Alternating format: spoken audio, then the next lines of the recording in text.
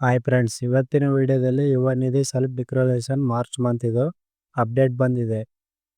ಇನ್ನು ಮುಂದೆ 3 ಮಂತ್ಸ್ಗೆ one time self declaration ಹಾಕಬೇಕಾಗಿರುತ್ತದೆ. ಅದು ಹೇಗೆ ಅಂತ ನಾನು ಈ ವಿಡಿಯೋದಲ್ಲಿ ತಿಳಿಸ್ಕೊಟ್ಟಿದ್ದೇನೆ. ವಿಡಿಯೋನ ಸ್ಕಿಪ್ ಮಾಡದೆ ಪೂರ್ತಿಯಾಗಿ ನೋಡಿ. ನೀವಿನ್ನೂ ಈ ಚಾನಲ್ಗೆ ಸಬ್ಸ್ಕ್ರೈಬ್ ಆಗಿಲ್ಲ ಅಂದರೆ ಈಗಲೇ ಸಬ್ಸ್ಕ್ರೈಬ್ ಮಾಡ್ಕೊಳ್ಳಿ, ಬೆಲ್ ಬಟನ್ನ ಆಲಲ್ಲಿ ಇಟ್ಕೊಳ್ಳಿ. ಏನು ಅಪ್ಡೇಟ್ ಬಂದಿದೆ ಅಂತ ನೋಡೋಣ ಬನ್ನಿ. ನಿಮ್ಮ ಮೊಬೈಲಲ್ಲಿ ಚೆಕ್ ಮಾಡೋದು ಹೇಗೆ ಅಂತ ನೋಡಿ. ಮತ್ತು ಯುವ ನಿಧಿ ಅಪ್ಲಿಕೇಶನ್ ಸೆಲ್ಫ್ ಡಿಕ್ಲರೇಷನ್ ತುಂಬ ಚೆನ್ನಾಗಿದೆ. ಮಾರ್ಚ್ ಅಪ್ಡೇಟ್ ಇದು, ಹಾಗಾಗಿ ತುಂಬ ಹೆಲ್ಪ್ಫುಲ್ ಆಗಿದೆ. ಕ್ಲಿಕ್ ಮಾಡಿ ಮೇಲೆ ಸ್ಕ್ರೋಲ್ ಡೌನ್ ಮಾಡಿ. Dear application, Yuva Nidhi self declaration schedule is changed from monthly to quarterly. ಅಂದರೆ ಮಂತ್ ಸಬ್ಮಿಟ್ ಮಾಡ್ತಾನೆ ಇರಬೇಕು. ಹಾಗಾಗಿ ಅವ್ರಿಗೆ ಪ್ರಾಬ್ಲಮ್ಮು, ನಮಗೆ ಪ್ರಾಬ್ಲಮ್ಮು. ಅದಕ್ಕಂತಾನೆ 3 ಮಂತ್ಸಿಗೆ ಒನ್ ಟೈಮ್ ಸಬ್ಮಿಟ್ ಮಾಡ್ಬೇಕಂತ ರೂಲ್ ಮಾಡಿದ್ದಾರೆ.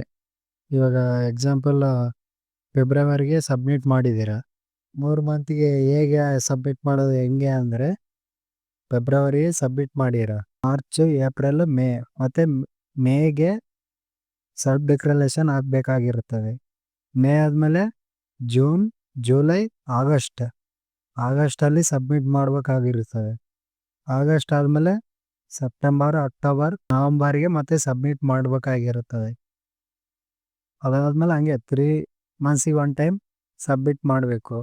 ಅದು ಡೇಟ್ ಬಂದುಬಿಟ್ಟು 1ನೇ ಡೇಟಿಂದ 25 ಡೇಟ್ವರೆಗೂ ಅಲ್ಲಿ ಅಷ್ಟರಲ್ಲಿ ಸಬ್ಮಿಟ್ ಮಾಡಲೇಬೇಕು. 1ನೇ ಡೇಟಿಂದ 25 ಡೇಟ್ವರೆಗೂ ಅಲ್ಲಿ ಅಷ್ಟರಲ್ಲಿ ಸಬ್ಮಿಟ್ ಮಾಡಲೇಬೇಕಾಗಿರುತ್ತದೆ. ನೀವು ಅಪ್ಲಿಕೇಶನ್ ಆಗಬೇಕಾದ್ರೆ ಈ 3 ಮಂತ್ಸ್ ನೆನಪಿಟ್ಕೊಳ್ಳೇಬೇಕು. ಮೇ, ಆಗಸ್ಟ್, ನವಂಬರ್, ಫೆಬ್ರವರಿ ಈ ನೇಮ್ಸು ಕಂಪಲ್ಸರಿಯಾಗಿ ನೆನಪಿಟ್ಕೊಳ್ಳೇಬೇಕು. ಆ ಮಂತಲ್ಲಿ ಸಬ್ಮಿಟ್ ಮಾಡಬೇಕಲ್ವ, ಅದಕ್ಕೆ ತುಂಬ ಚೆನ್ನಾಗಿದೆ. ನಿಮಗೆ ಹೇಗೆ ಅನಿಸ್ತು ಕಾಮೆಂಟಲ್ಲಿ ತಿಳಿಸಿ. ಇನ್ನೂ ಇದೇ ಥರ ವಿಡಿಯೋ ಬರ್ತಾನೆ ಇರ್ತವೆ. ಚಾನಲ್ಗೆ ಸಬ್ಸ್ಕ್ರೈಬ್ ಆಗಿ.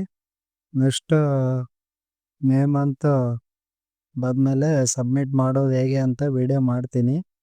ಆ ವಿಡಿಯೋ ನೋಡಿಕೊಂಡು ಅಪ್ಲಿಕೇಶನ್ ಸಬ್ಮಿಟ್ ಮಾಡ್ಕೊಳ್ಳಿ.